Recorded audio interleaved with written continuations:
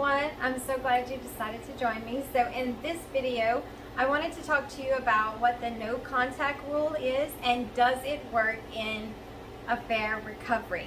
Hi, my name is Stacey. In case you don't know me, I am an infidelity coach and I help unfaithful women recover from their affair. Several years ago, I went through infidelity and it was a very hard time for my life and it was really painful and difficult. And I didn't have anyone out there who understood me or who I could relate to or who I could really share some intimate thoughts that I was having or some things that I was really going through. So I can totally sympathize with you guys, and that's why I'm here today, because I don't want anyone else to feel alone and go through this alone. I want you to know that there's help for you, that I'm here for you. And if you want to book a session with me, or if you would like to work with me one-on-one, I offer one-on-one coaching.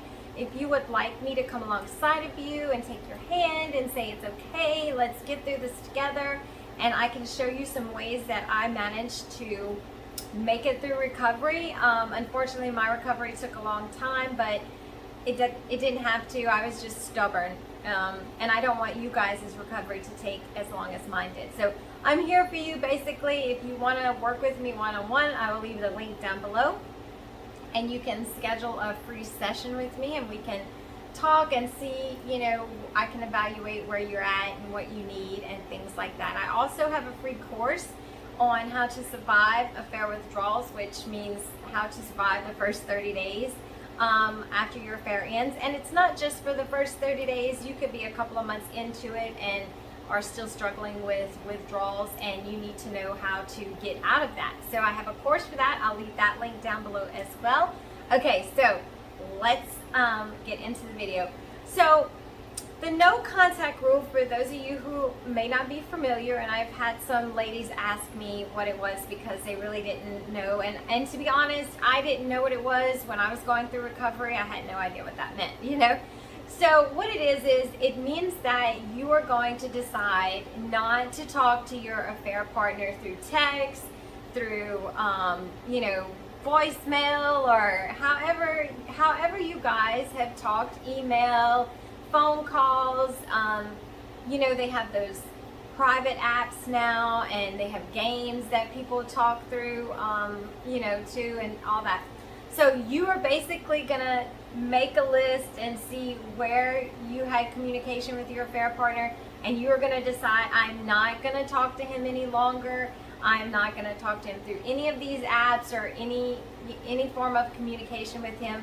And you're actually gonna go through and block all of that so that he cannot contact you. Now, in theory, this sounds really good. It's like, yes, we need to have established some boundaries around ourselves. We need to be able to not reach this person, because to be honest, the only way to really move on is in two steps.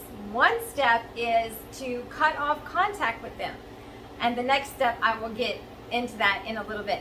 But for now, we have to know that it's important that if you stay in contact with this person, the chances of you ending the affair are 0 to none, really, because the contact you have with them is part of what keeps you coming back to them. That connection, that friendship, that intimacy that you guys share. And you cannot move on if you're still having that. You cannot move forward if you're still involved in sharing stuff about each other and parts of your life and stuff. So that's why we want to completely cut that out.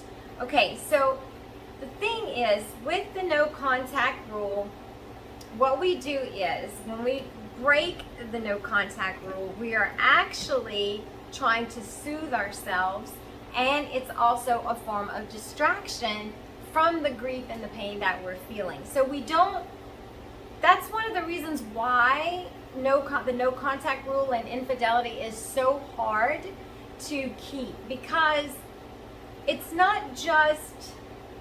a relationship, but it's not just a regular relationship, like if someone was a boyfriend and girlfriend and then they broke up, and that kind of thing. With infidelity, a lot of times the people who are involved in the relationship are trying to escape some kind of pain.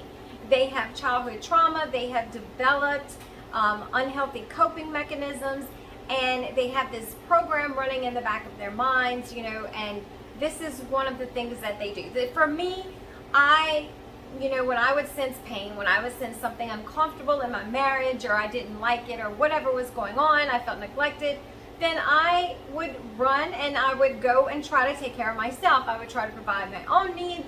I would look outside the marriage, and that's what I was doing. And chances are my affair partner had that type of response as well.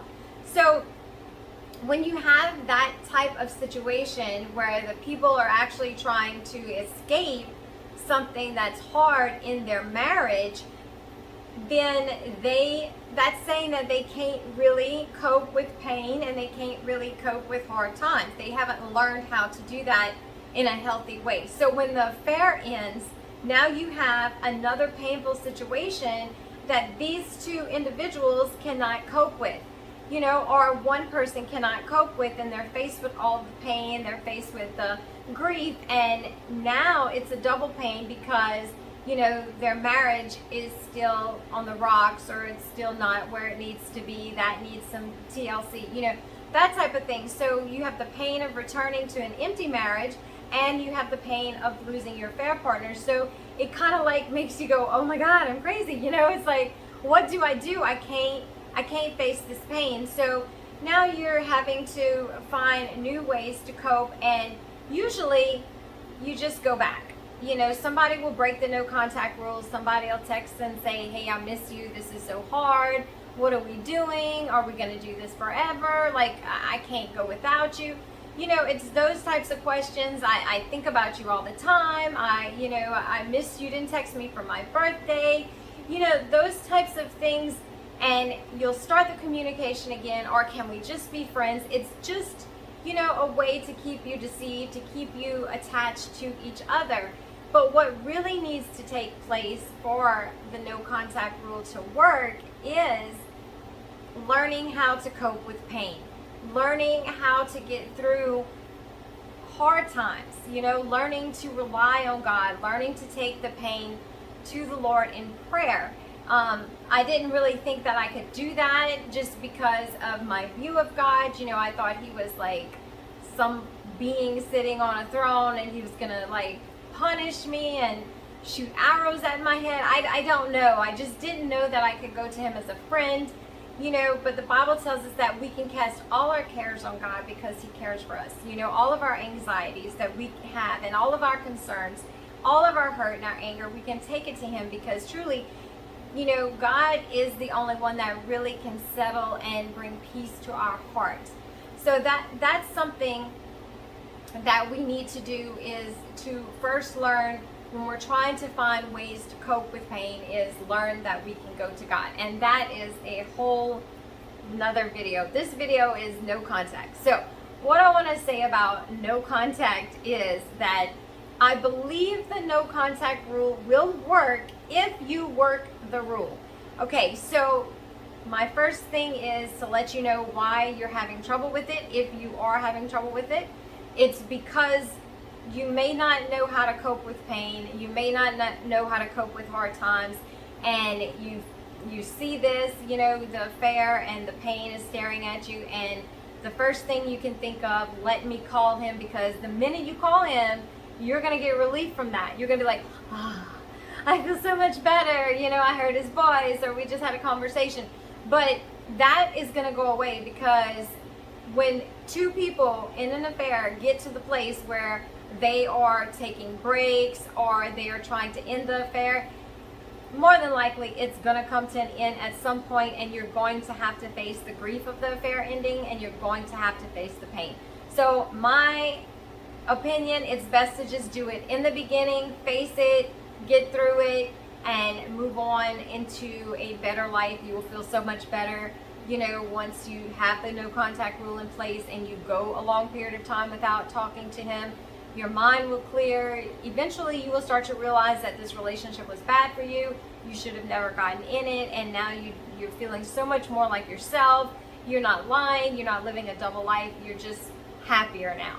So the second thing I want to talk about is when you put up those boundaries of I'm not going to call him, I'm not going to text him, I'm going to delete all this stuff, I'm going to block him, all of that is really good. But the second thing I want to talk to you about is I want you to identify your internal risk factors. And what I mean by that is, what are you thinking about? What triggers you that makes you feel like, oh my gosh, I need to go and talk to my affair partner?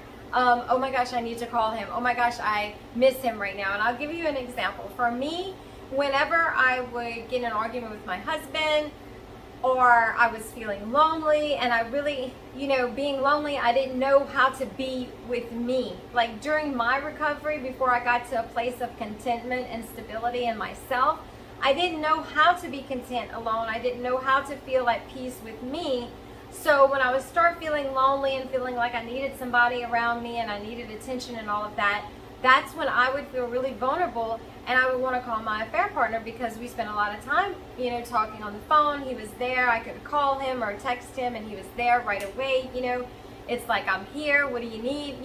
And he could do the same for me. And so at those moments, that's when I started to feel like, oh my gosh, I need to talk to him. I'm alone. Or when my husband we were arguing and I had a perception of reality that wasn't true, and I would think, oh my gosh, you're just a jerk, and I don't like you right now. Instead of saying, okay, I don't like what's going on right now, I'm not happy with this argument, I would create this whole story in my head and turn my husband into a monster, and he really wasn't. Those times I would feel like, okay, I just want my affair partner back, and I just want to talk to him because he's comfortable and I can relate better to him. We know each other. Of course we know each other because we're the same. When you have an affair, you're gonna attract the same as you, the same negative ways of coping with things, the same, trauma stuff that's in you is in them. And so of course it's like a magnet, you attract each other. But those are just examples of what my internal risk factors were. So ask yourself, what are your internal risk factors? And if you need help trying to navigate through this, trying to, figure out what your internal risk factors are and where you're at, like I said, you can schedule a session with me. I would be happy to work with you and help you on your, on your journey and get you unstuck. But those are just a couple of things about the no contact rule. I'm not, I'm a fan of it, but I'm not 100% a fan of it if you don't, if it's taught without the internal part, because I would, oh my god, my nose is itching every time I make a video, but I was taught that you block them and then you'll be fine, but in my recovery that didn't happen. I blocked them, and then an hour later I unblocked him. So what was stopping me from unblocking him? It didn't make sense to me. I was like, I'm missing something here because this is not working. And, to truly get over your affair partner, you really have to do it in your mind. It's going to be a mind thing, because dopamine and your mind doesn't distinguish between reality and imagination. So if you're imagining stuff about your affair partner, then that's just keeping you attached to him. So that's why I say, okay, where's your internal risk factors are? Because where they are, that's where your thoughts are. And that's usually what's driving the behavior. So, if we have the no contact rule in place, that's fine, that's awesome, let's do that. But we have to work on the internal as well. So it has to be 2 in 1. It can't just be, okay, I'm just going to block him, because I can promise you, a week down the road, you're going to unblock him, or he's going to message you and you're going to message him back, because you have not established any internal boundaries and you're not identifying what your weak spots are. So that is my video for today. I hope you found it helpful. If you have any questions, email me or leave it down below, and I will see you next time. Bye.